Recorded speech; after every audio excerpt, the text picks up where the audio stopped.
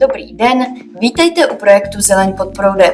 V tomto videu si společně ukážeme základní komunikační nástroj projektu, a to mapu Zeleň pod proudem, kterou najdete na adrese mapa.zeleňpodproudem.cz a vysvětlíme si, jak se v ní orientovat.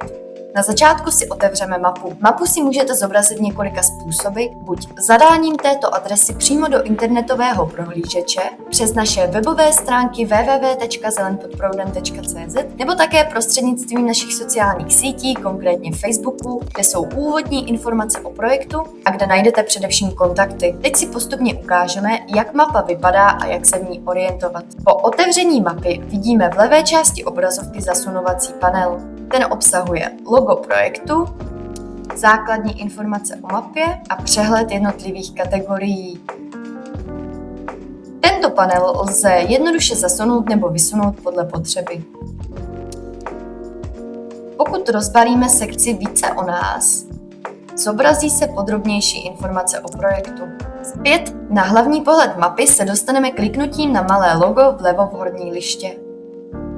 Ve spodní části panelu je také uvedena informace o správci mapy a o počtu objektů, které do mapy zadal. Mapu je možné také lajkovat a sdílet, přičemž tyto funkci najdeme v horní liště. V levé části horní liště se nachází rozbalovací přehledové menu označené 3 čárkami.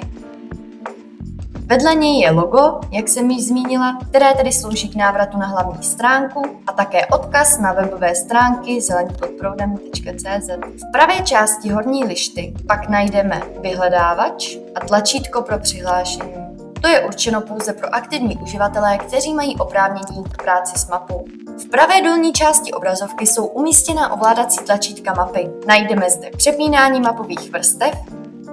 Aktuálně je k dispozici 5 různých vrstev, mezi kterými lze přepínat. Můžeme si nyní zkusit přepnout na katastrální, jsme viděli rozdíl. Turistickou jsme tam měli doteď, ještě můžeme zkusit satelitní. Dále je zde tlačítko pro lokalizaci pomocí GPS a klasická tlačítka plus a minus pro přiblížení a oddálení mapy.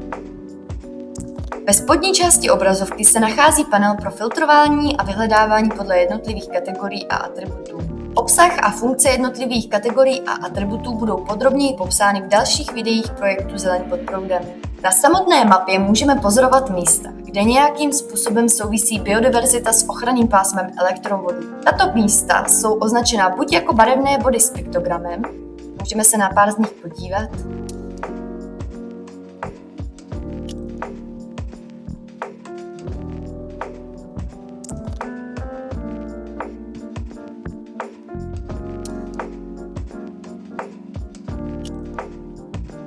nebo jako polygonové plochy. Polygonovou plochu můžeme vidět například zde. Zároveň jsou zde vyznačeny a barevně rozlišeny vybrané linie elektrického vedení.